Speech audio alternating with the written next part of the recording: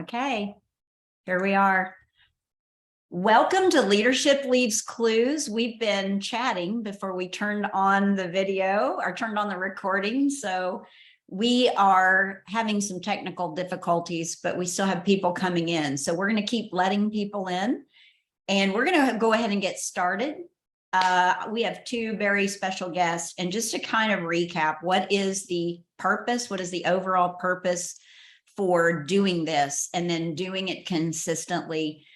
And Debbie and I truly believe, because we've been in that seat ourselves, that the team leader role or any leadership role inside of our organization is critical to helping you find your next opportunity, finding your next path, finding where you're going.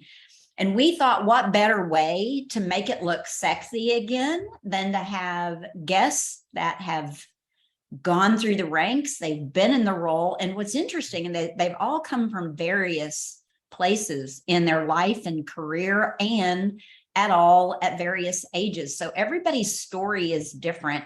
And we know that stories are the connector to people making decisions in their lives, possibly even raising their hands for things they never thought they'd raise their hands for. So today we are excited to welcome Mr. Steve Schlueter. Many of you all may know Steve from Bold and many other things. He's written a book. I mean, he's like a rock star. I'll let him tell you about that here in a minute. And then Miss Dana, I should say Mrs. Dana Gentry, but she has a new name that I haven't seen popped up yet. She just recently got married and had a beautiful wedding.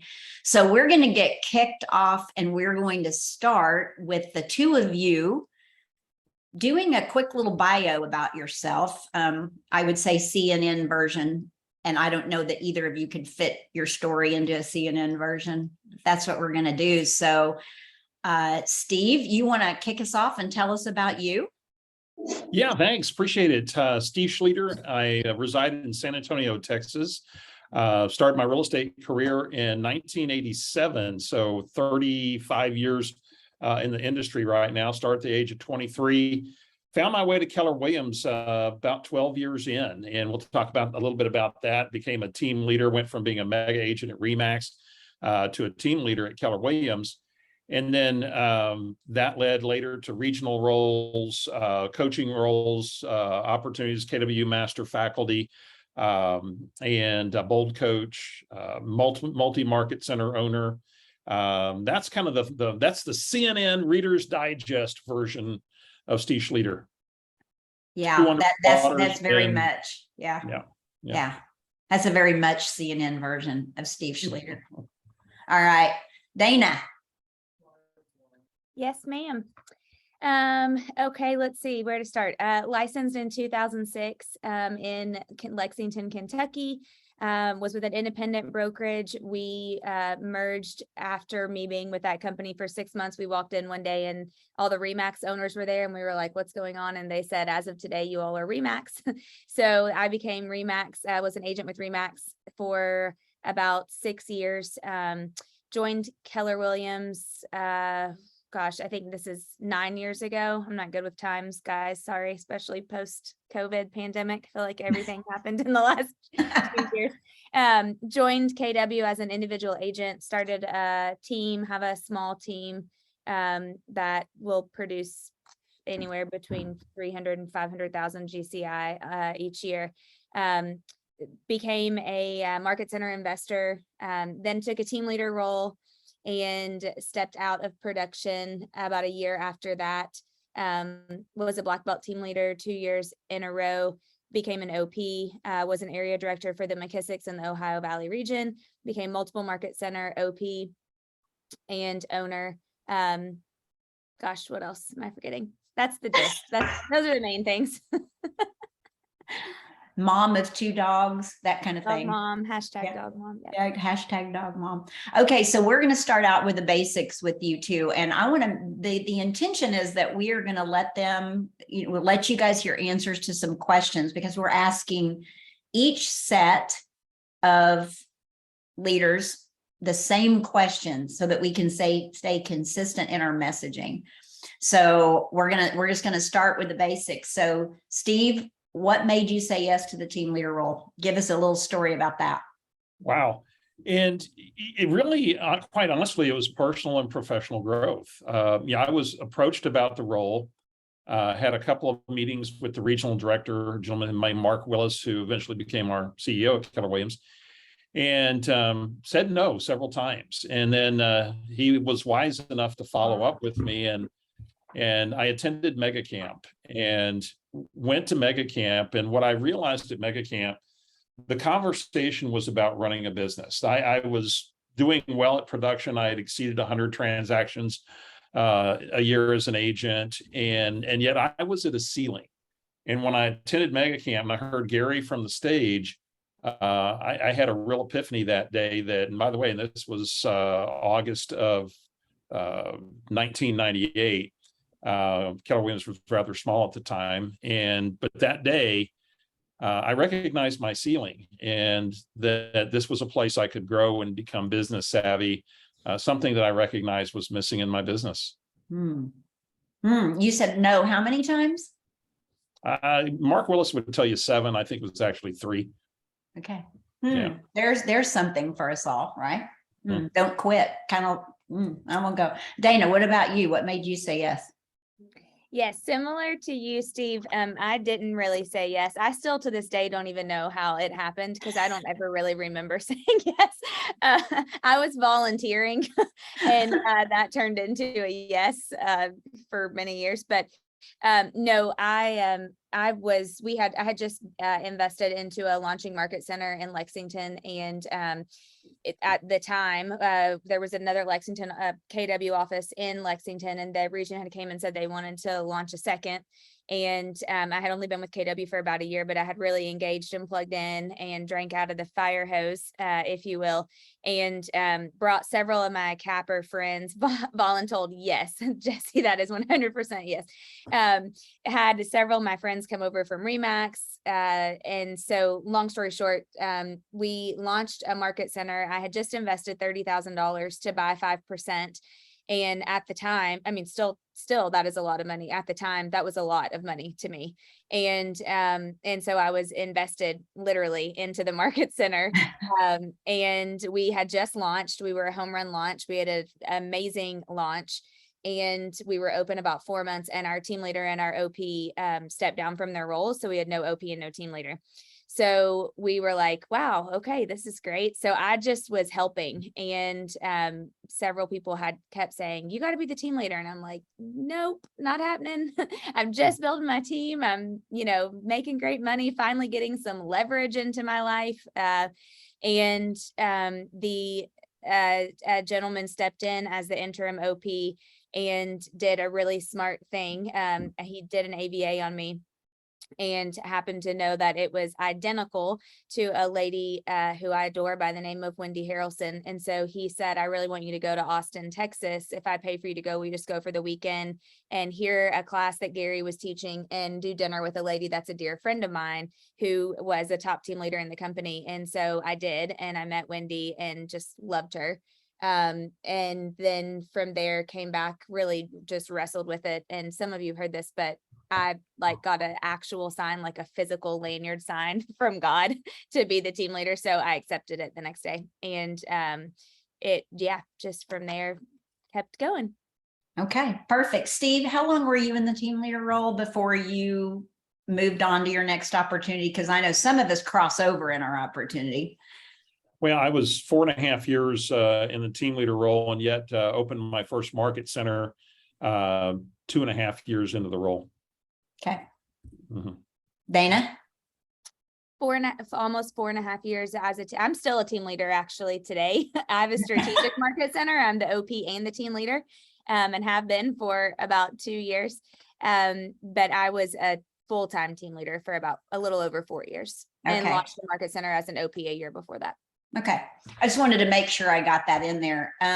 It sounds like both of you saw this role as something that was creating opportunity for you. Steve, you said you realized you'd hit your ceiling of achievement. How did seeing that opportunity fit with your purpose? Meaning, you saw a way to opportunity. How did that fit with your overall purpose in life? Well, I go back to that mega camp and ultimately, Mark's follow up inviting me to attend mega camp. And at the end of that second day of mega camp, I went to Mark and said, and I still wasn't in on the team leader role. And the reason was I was comparing what he described the team leader role to be as like a traditional manager in a traditional company. What I had seen when I was at Century 21 and at Remax, we really didn't have anything. And so I'm going, I'm kind of insulted that you're asking me to be that person. And then so when I went to Mega Camp, I actually went to Mark and I said, I don't know about that team leader thing, but I'm ready to join Keller Williams. My business needs this. I recognize I could produce, but I didn't understand. You see, I've got an SD. I've got my education is a street degree. And so, with that, I didn't have formal business training. And I'm going, this feels like an MBA in business to me. And, I had committed myself to, Anthony Robbins calls it CANI, constant never ending improvement. I was always going to the seminars. I was seeking resources to learn and grow. And here there was this company that was built on this. And I was an instant recruit in that moment. I said, I'm ready to join. I don't know about the team leader thing, but maybe let's explore it. And much like Dana, they started a journey with me through the career visioning process. And what that career visioning process did was put me in a relationship with Gary and Mark. And it helped me understand the role and how I might fit in the role. And it came to me that this is a place where I really can grow. I can really keep constant never-ending improvement, in my life. And there's an opportunity path here. So even at first blink, making the decision to join, even that still wasn't as a team leader. I'm in as an agent. Let's at least explore it. And going through the process opened it up. It made me look at it, take the time to investigate, talk to other team leaders, talk to agents in that market center where I would be team leading, to see what the needs were, to see if it felt like a fit. That's good. I love that. Dana, how did it align with your purpose? I kind of laughed when you said that, Terry, because I don't know when I took the role that I even had a purpose. I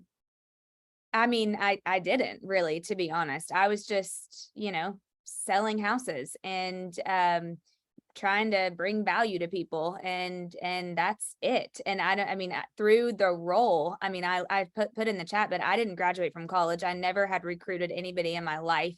I'd only really ever worked for myself. I started selling real estate when I was a freshman in college, and then sold a ton of houses and dropped out that year and never went back. So I didn't have a purpose when I started, really, to be honest. I discovered my purpose throughout the role, really, to be totally transparent, because it showed me so many things. Oh my gosh. How to be a leader and how to work through other people and how to be a business owner. I sold real estate for 6 years prior, but I didn't run it like a business.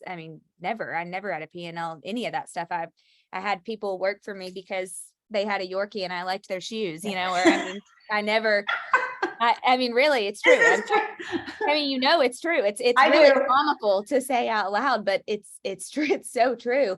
So now I can look back and be like, man, it totally aligned with my purpose, because my purpose is to give value to people and make an impact. And that, to me, is the most rewarding in a team leader role. It's not, and some of you I know on here are OPs, like it's not as rewarding to me in the OP role to do those things as it is in the team leader role. So, I don't know if that answers your question, but you did, because you got me you discovered your purpose after you got in the role. You discovered your purpose through the role. So many of us don't have a degree. I didn't either.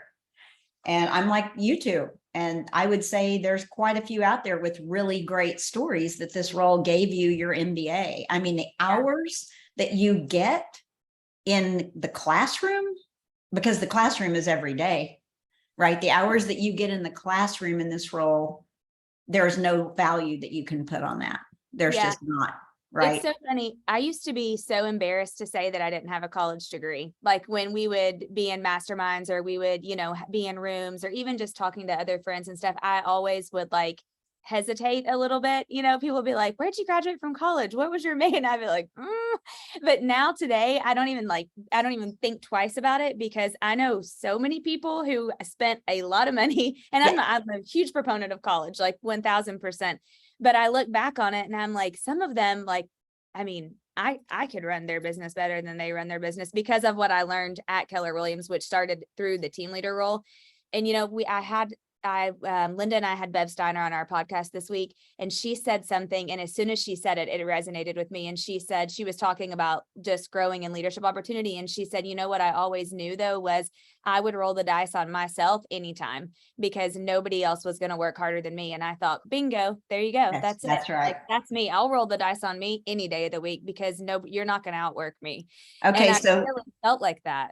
Okay, so here you go. There's a great career visioning question you can create with people that are coming into your organization, onto your team, whoever you may be. Are you willing to roll the dice on yourself? I love that. Let me ask you this. When you do take a role as team leader and you get all these great benefits that I think a lot of people don't know about, your operating partner possibly had standards set for you in the market center. So those could be in the form of goals. It could be standards and expectations. What do each of you remember about the standards that were set for you when you first said yes to the role? Dana, you voluntold, so you might not have had this conversation, but what's your earliest memory of having standards and expectations set for you as the leader in this role? Steve, you want to go? Yeah, and of course I think about that, and it's really not a whole lot different than today. The market center that I became team leader of had 8 team leaders in its 9 years of existence. And so it was very flat in growth, very flat in profitability. And the OP was very clear with me. The number one standard or priority is grow.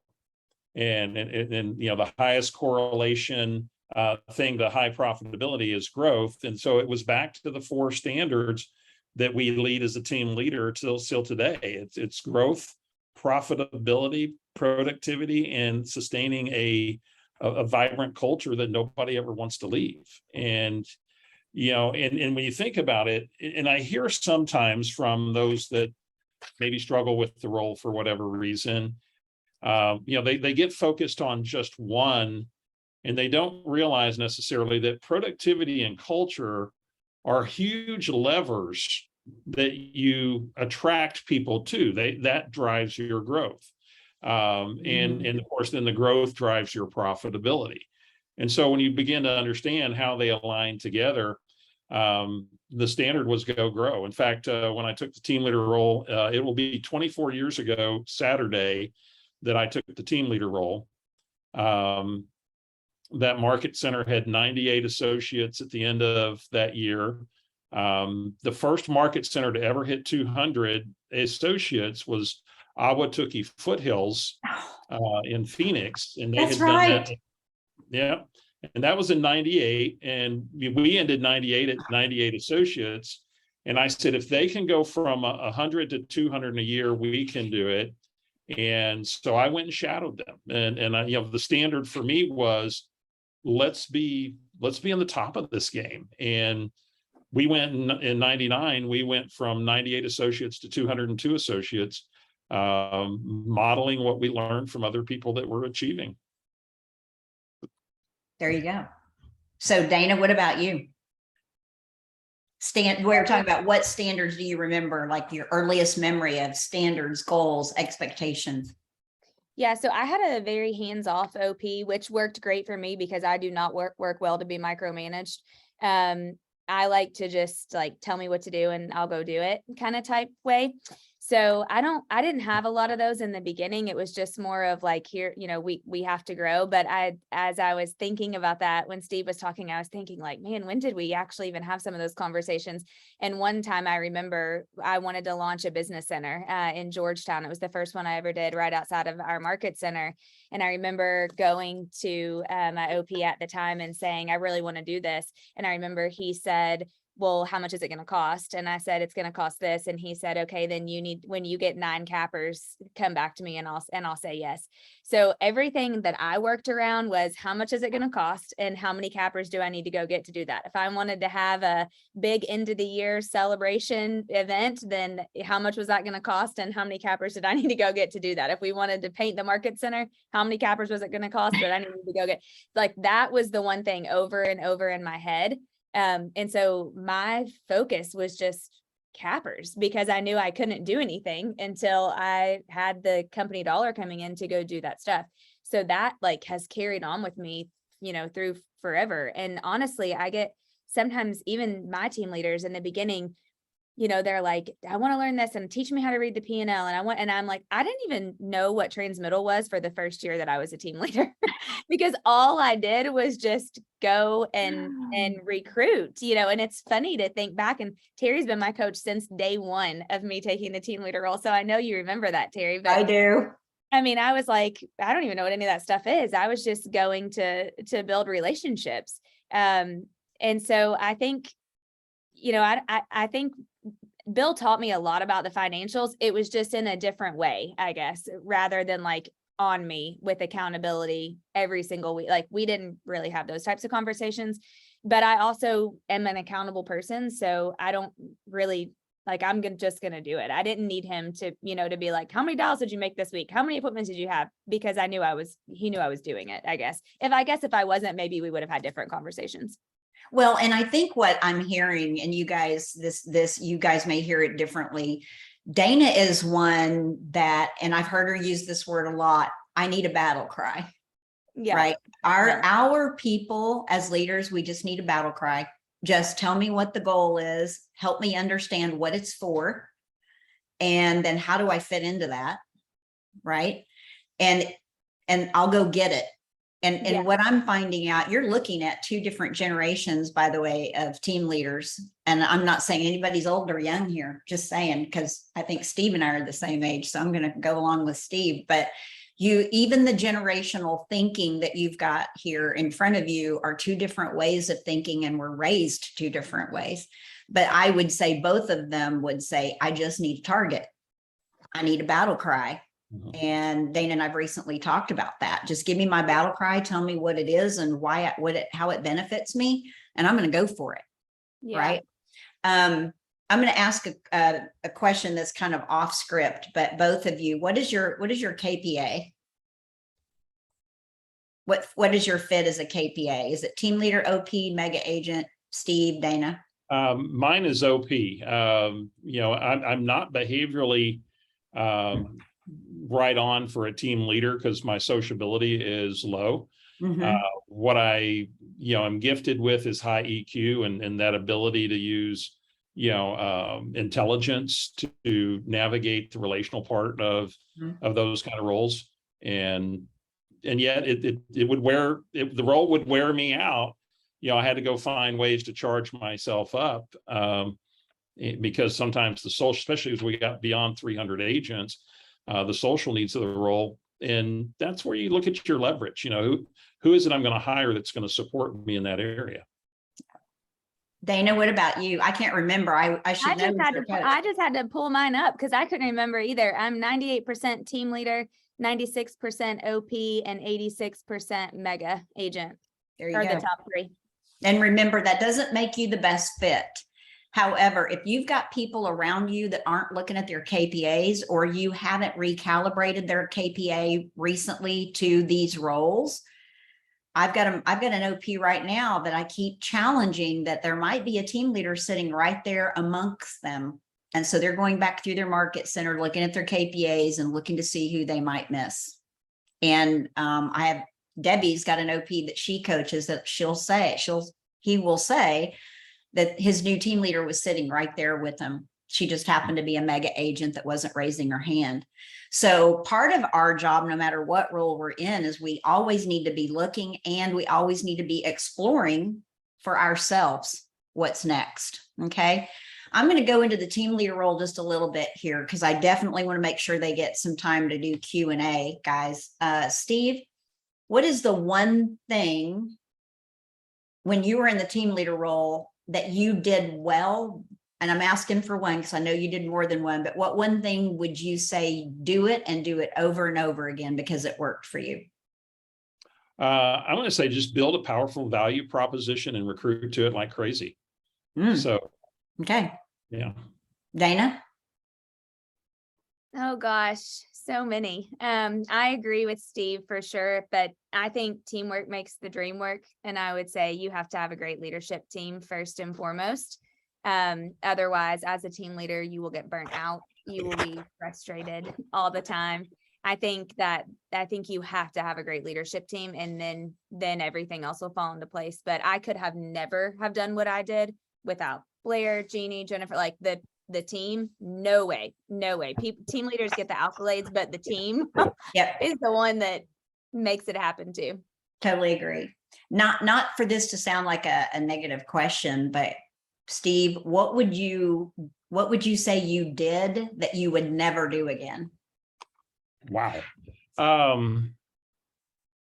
Right. John Maxwell's getting ready to put a whole book out about talking about your failure every day. So look for that. So Lord knows I had those. I honestly think I left the role too soon. I went from this role to a regional role, and there was this scarcity out there, that there was this race for equity, and if you don't get your opportunity now, it's not going to be there later. And I think I was in the role for a little less than 4.5 years. And I think there was a lot of opportunity for growth. I think it would have been better for my family instead of running and chasing the next opportunity. The role was somewhat stressing because of all the social needs as it got really, really big. And yet I would have stayed in the role longer, and I would have hired the support I needed to alleviate some of that stress, versus running on to the next opportunity and just chasing, equity, if you will. Wow, that is a wonderful way to say that, Steve, because I think sometimes we get in a role and we think, okay, I checked the box. I've been here a year. Next.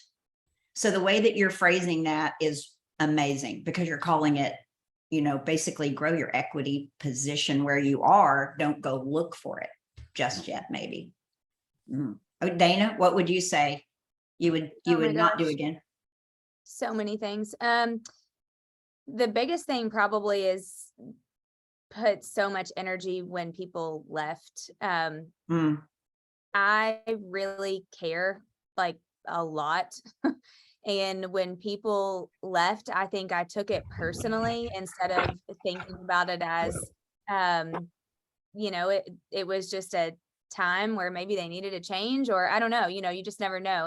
And I think I would have just completely switched my mindset to not focus so much on that and focus more on, like I heard Gary one time say, you should love them on the way out. And I'm looking at Alyssa because I think you do such a great job of this, like amazing job of this. You should love them on the way out as much as you loved them on the way in. And I think I would be so pissed, excuse my language, that I was like, I just can't love you that much because I'm so mad. And I would get so emotionally invested in it. And I wish now I could just have told myself then, just stay in a relationship, love them on the way out as much as you loved them on the way in, and go to the next, because everybody has a certain time in their life, and the ones that are supposed to come back will come back. I promise you they will. It might take 3 years, but they will come back. And so I think just really paying attention to what gave me energy and what took energy from me. Just like Gary says, we focus on ROI so much, but we don't focus on the return on our energy. And that was a big deal. And I think team leaders get out of the role soon. It's like Steve, you saying that made me think sooner than they should, because they're not doing the things that give them energy. They're focused on all the other things that don't give them energy. And if you can focus on what gives you energy in the role, you're going to stay in the role longer. So that would be my thing. I love that, because focus on the things that give you energy, and also focus the time of day where your energy is the best. Like you can refocus your whole day around your energy cycles. I'm a morning person, right? I do extremely well in the morning and I'm spot on. And as the day goes on, I have to know how to readjust my energy to stay with it. One more question, and I see a couple of really great questions in the chat. What would you both say to someone that just hasn't raised their hand yet to look into the team leader role, to think about it, ever thought they'd consider it? What would you say to somebody that hasn't raised their hand right now? Steve? Well, here, and I wasn't looking for anything, it kind of found me, because an agent gave them my name, somebody I had worked with at Keller Williams in a transaction, and it led to a conversation. And I've shared this before. I believe sometimes the best candidates are people that don't want the job. Ooh. Now, and what I mean by that is who is ready to develop an opportunity, who wants to get on an opportunity roadmap and doesn't even know what the opportunities are. I think we start off believing that, real estate sales this is my life. I can go build a team. I can keep leveraging a team. I can do that. And you might be at a crossroads where, growth is going to have to come maybe with building a team. There could be a leadership exit that would be an alternate path, depending on where somebody is.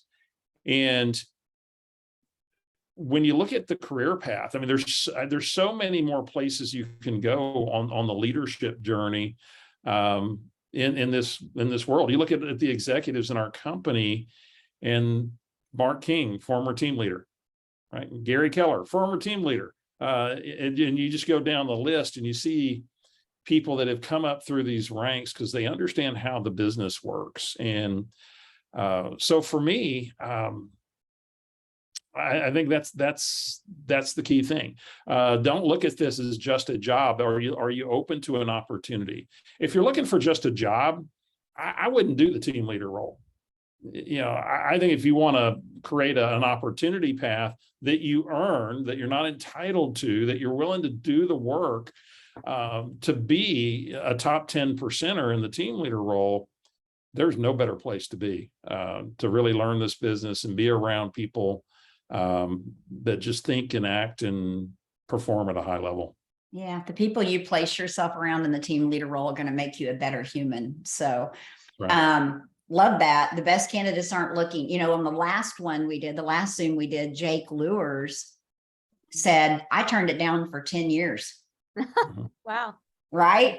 And so, and Kimberly Horn said, I wasn't looking. I had somebody tapping me on the shoulder. Right.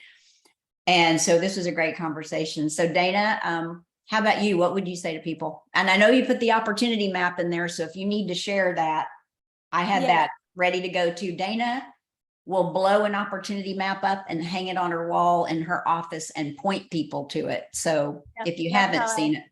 That's how I recruited forever. I had it behind me because I just wanted people to look at it. And then at some point I would throw it in. But I definitely didn't want the role whatsoever, did not want the role.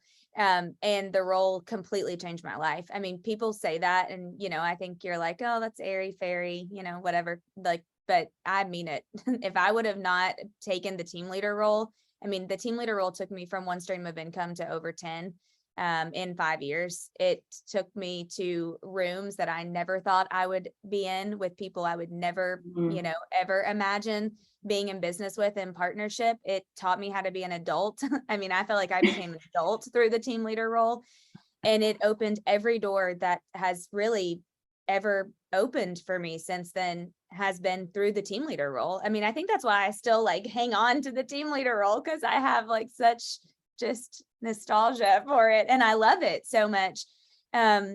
It's everything. And I think when you're looking for opportunity, and it's hard as hell. It's hard. It's the hardest thing I've ever done in my life, honestly. It is the hardest thing I've ever done in my life. And I tell people all the time, I sincerely mean this. It is the most rewarding thing I've ever done in my life too. And so I think, you just have to be ready to. Jimmy McKissick told me one time, and I never forget it, and I say this all the time to people. He said, Dana, whenever you try something new, even if it's a role, if it's, you're starting a new business, whatever it is, by nature, you're like an accordion and you're stretched all the way out in the very beginning. But with each like milestone or each day or each month, like you start to go back in little bit by little bit by little bit by little bit. And then you start something new and you're stretched all the way back out again. And it doesn't feel good when you're all the way out like this.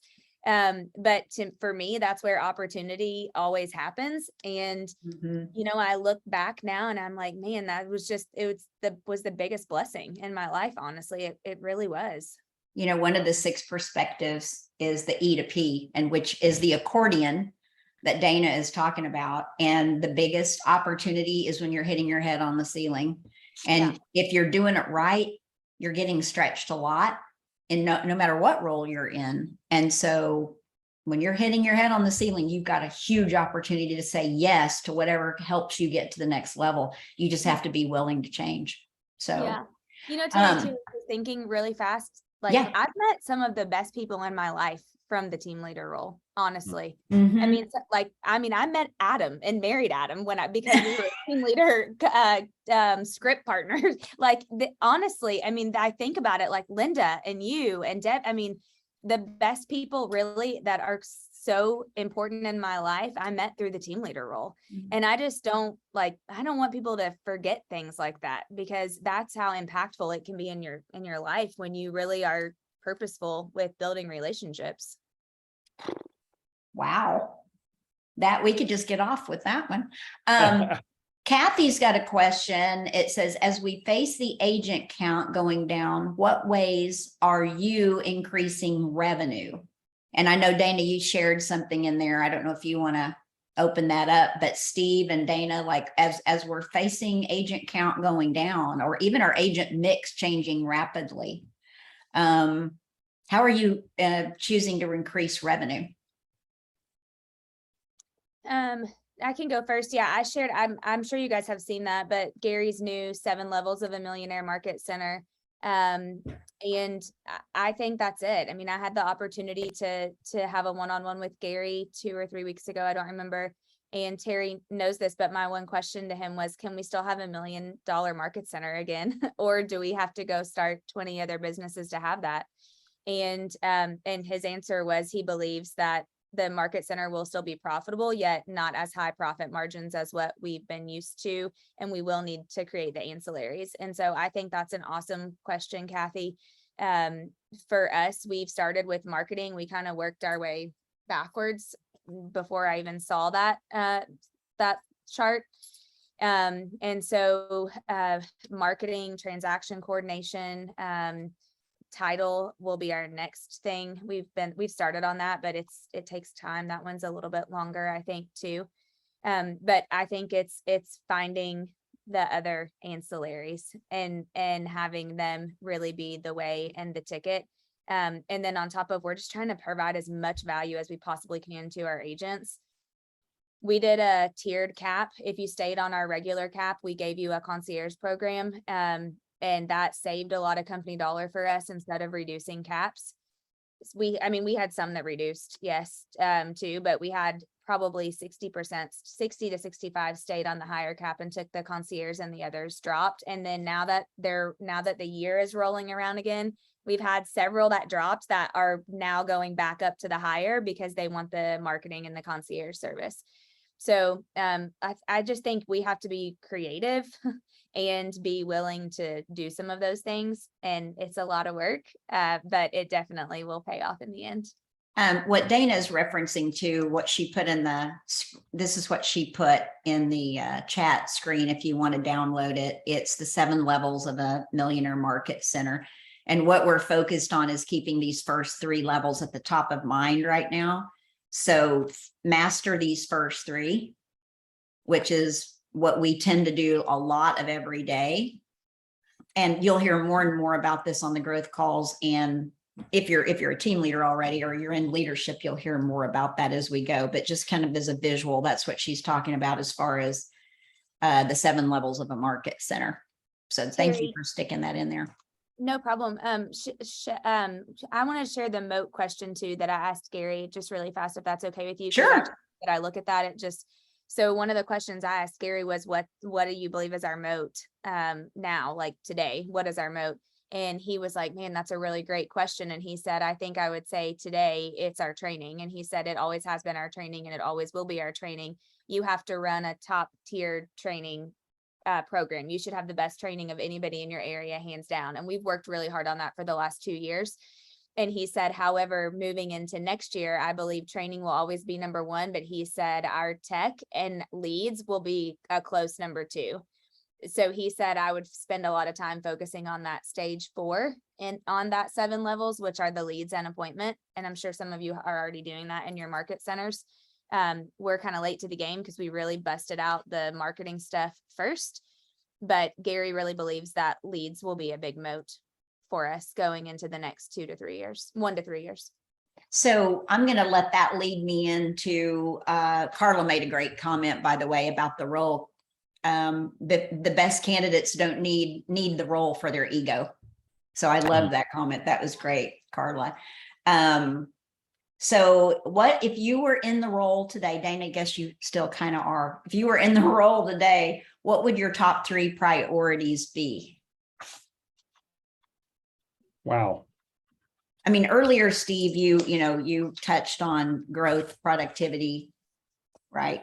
Culture. Yeah, I look at that and I'm going, top 3 priorities would be this: value proposition. What's the easy button for them building a business? Do we have database marketing, assisted 3640 touch, things to make that work for them, which we have put in place in our market centers.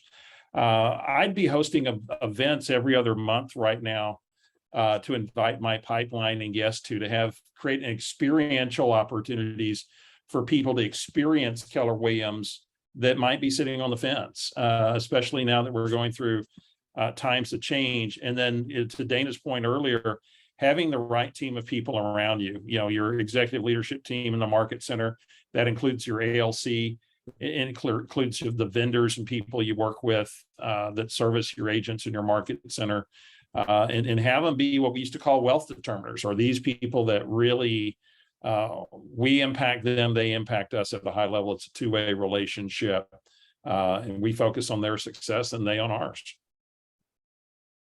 Dana, what about you? And then we're done. I'm making sure there aren't any more questions we need to answer. Okay, I have 4. I would say number 1, run the best training calendar, which I already said, run the best training of anybody around you, like hands down, run the best training that you possibly can. I'm trying to find this file. Sorry, I'm like living for the chat, dropping things in the chat today, but there's there is some of the this is like some of the trainings that we've done. Run the best training calendar, period. Number 2, I would say interview 1 agent a day, which is what Gary has said. Just interview 1 agent a day, whether it's yours or somebody outside your market center. I've been making that a new goal of mine, even as an OP. And just interview 1 agent a day. Number 3, Steve said this too, but I would build the best leadership team around, like the most talented leadership team that you can. And then I added a 4th one, and that's tell your story. I just think you have to tell your story louder than you ever have, than we've ever had to before, and for sure louder than everybody else that's around you in your area. But figure out a way to tell your story. We hired marketing 2 years ago, and I was so hesitant to spend the money. I mean, very hesitant to spend the money, and it's probably been the best investment that we've made. I mean, at Mega Camp, everybody was like, "Who's doing your marketing? Who's doing your marketing?" It was the best thing. I wish I would have done it so much longer ago. Okay. I'm going to open it up to questions. We could talk for another hour or 2. Questions that you guys might have for them that pertain to the role, challenges you may have. If there's specifics that you want to talk to individually them about, I would say definitely message them and ask. But in regards to the role itself. Dana, when you say tell your story louder, is that your personal, like social media? Is that your market center social media? Is it not social media? Can you dive into that just a little deeper? Great question. Definitely. Yes, it is social media, 100%. I think your market center needs to tell their story very loud on social media. And drips too. We drip on probably 4,800 agents every week, multiple, and leaders. I don't know, some of you probably get our emails too, but anybody that's ever attended an event, we invite them forever. They have to register, and then we drip on the pond around us, like in our territory. But I think as a team leader, and honestly, even as an OP now, but as a team leader for sure, I think you also need to be telling the story as well, because most of the people that you're talking to are probably friends with you on social media. I think it needs to be video is, I know everybody hates what they look like on video, but you just have to do it. It's a necessity, not a luxury anymore. So I just think you have to tell your story very loud, as loud as you possibly can. Yeah. Interview agents. I mean, train your training calendar stuff, just all that stuff as much as you can. I think we're all missing that. Steve and I were talking about that a little bit before you got on, Dana. That person to do all that, right? Yeah. Okay. It's definitely takes finding the right person. And I think it's hard because you either love to do social media or you hate to do social media. And if you hate it, you have to find somebody to do it for you, would be what I would say. Anything else? Dana, can I go a little bit deeper in that video conversation? Telling your story via video. So what content are you putting on there? Are you talking about your training calendar? Are you talking about what exactly are you putting out? Great question. Biggest thing is testimonials. Every time a capper joins our market center, we put out a video. We do a lot of video around events. So anything that happens inside your market center, not just like a regular, average training, but anything kind of bigger that you're doing, we always do video. And now Abby's making reels and stuff like that around those. Video, we did a mega camp video, we do a family reunion video, just any kind of thing that's going on that you can get, even if it's like 60 seconds, which really the algorithms like that. They like quick ones anyway. Any way to tell a story. And let your agents tell your story, let them be the story. They are your work product, if you will. I mean, you've helped them on this journey, and let them be the story of what your market center represents.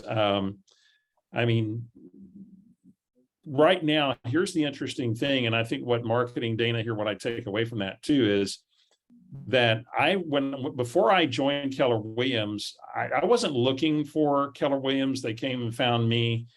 I always knew in my head that Keller Williams was my second choice.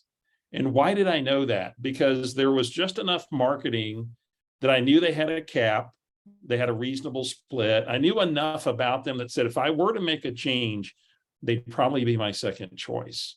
And so sometimes you don't think it's working, and it's working. And what's generally missing is the connection where somebody's connecting you to that person, ALC, or we're reaching out, or we're inviting them to the event. The lead generation proactive part is missing. But there are a lot of people that we don't know it right now. We're already their second choice. We just have to get face to face with them. I have a question going back to building the Millionaire Market Center with JVs. It makes perfect sense to me. And I had an aha moment as a team leader when I presented the idea of JVs to our ALC this year. And I had a house divided pushback from the agents that I completely was not expecting. Did you guys ever experience that? And how did the conversation go? No. Yes. In the Indiana office, yes, it basically caused like a mini tornado. Okay. In the other two offices, no, they were very excited for the opportunity. And, I don't know why, Alyssa, really that happened. Like I've gone back over it in my head so many times. It's interesting. Yeah, for sure. I don't know. I think they don't like change. I think that some of them might've just come from a scarcity mentality. They were very like loyal to the people that they've used for a very, very long time, which I totally understand. So I think it's just, they might take a little bit more massaging than kind of what I anticipated. Was there anything that kind of in terms of script and dialogue, or I was just so on one side of my paradigm that I was so ill prepared to receive it differently. I'm sure none of you all have ever been there before. I'm going back to the way that I even presented it and approached it, and I'm looking to learn on that. What did you do or say to kind of bring some people around, or at least get them to see it in a different light? Go ahead, Dana.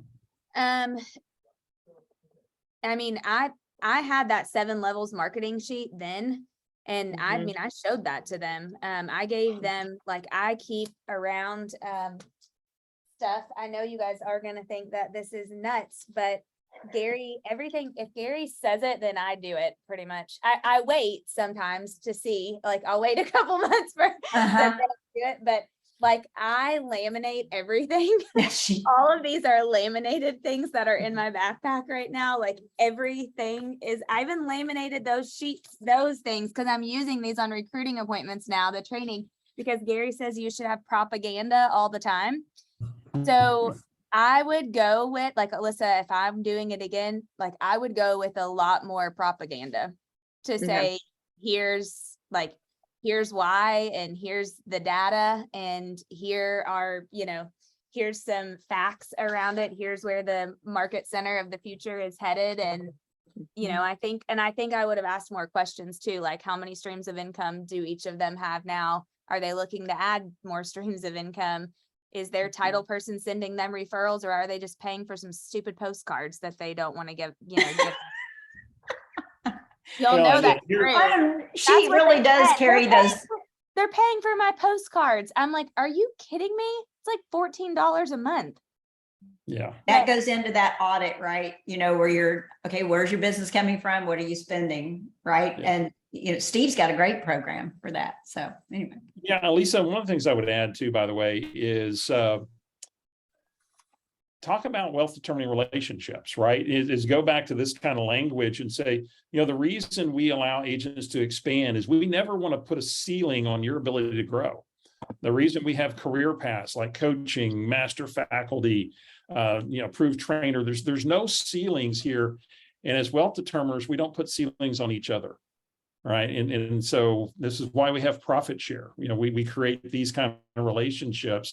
And I think if you start creating this is a two-way, and I never want to put a ceiling on you. And I would ask that you never put a ceiling on us as a market center.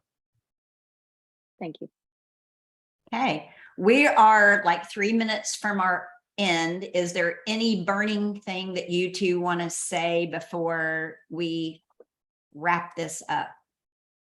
I just had the weirdest thing happen. I feel like I just need to read it to you because this was like so weird. All those laminated sheets I just pulled out, this note just dropped out of it. And you guys, this is crazy. Like, this is why you should be a team leader. This was a large mega agent, 35-ish million, that I have been in relationship with for 4 years in Columbus. And she just joined us at the beginning of this month, finally. And she left this for me at the market center, like when I was there a month ago. And I just want to read this really fast to you. She said, Dana, I keep trying to think of what I want to say to you. Thank you just isn't enough. You literally believed in me from the very moment that you met me, and you took me on a journey that very same day. You really stuck this out. Yes, I did, 4 years. And I promise you, this is going to be worth the wait. I know we are just getting started and there is so much more to come. I'll spend the next decade in complete gratitude, maybe. Like that. I mean, you guys, literally that just fell out of my step. Like, that is why you do what we do. Honestly. I mean, that's it. Yeah. And we've all had those 4-year people that one night they just call and say, I'm ready to sign. Can you be at my house at 7? Yep. Yeah. Yeah. And, and as much as we're putting Team Bridge and lead generation and all these things into our market centers, you guys build a value proposition around them having sustainable businesses too. Let's not have people have to wake up every January 1 wondering, can I do it again? Or am I going to be able to produce those results? My program, Never Ending Referrals for Market Centers, will allow you to build that kind of value proposition in your market center, put it to work. I'm going to plug the Rescue Dogs in Real Estate book, my rescue dog friend over here.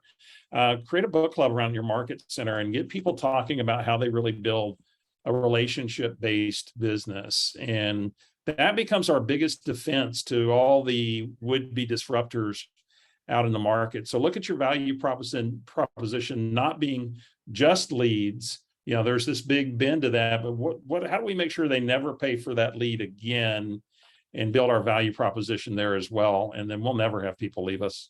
Steve, do you have a link? Keep them going. Do you have a link to Never Ending Referrals for people that have never heard about it? Because guys, it is what we need right now. So the Market Center edition. Oh, Dana had it. No, Dana's got the book. No, it's not that one. Sorry. I hit right when you said you have a link. I pressed enter. I knew this was gonna happen. Sorry, that's not what you're asking for. Okay.